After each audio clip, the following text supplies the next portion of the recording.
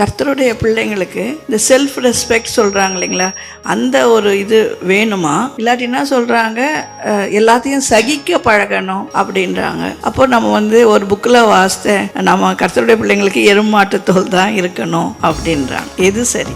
நம்ம பிள்ளைகளுக்கு சுயமரியாதை இருக்கணுமா, எருமை மாட்டு தோல் இருக்கணுமா? அப்படி நான் சேர்த்து சொல்கிறேன், சுயமரியாதையினால் வருகிற எருமை மாட்டு தோல் இருக்கணும். அதே நாங்கள் சுயமரியாதையினால் வருகிற எருமை மாட்டு தோல். ஏசு முகத்தில் துப்புறாங்க, திருப்பி அடிச்சாரா? அதுக்காக அவர் கோலையா? அவர் தாழை மயிரை பிடுங்குறாங்க, அவர் பின்வாங்கவும் இல்லை எதிர்க்கவும் இல்லை. அதான் கிறிஸ்தவம். அவர் முகத்தில் தப்புனால அவருடைய சுயமரியாதை போயிடுச்சுதா? இன்றைக்கு உலகம் முழுவதும், உலகத்திலையும் பிரியமானவர்கள் 1/3 அதிகமானவர்கள் இன்றைக்கு இந்த இயேசுவை தன்னுடைய தேவனாக ஏற்றுக்கொண்டிருக்கிறாங்களே. என்னுடைய வாலிப நாட்கள்லாம் என்னை அதிகமாக இப்படிப்பட்ட ஒரு டிரைவுக்குள்ளே கொண்டு வந்தது இந்த பாலிகாப்புடைய ஸ்டேட்மெண்ட். என்ன சொன்னார்?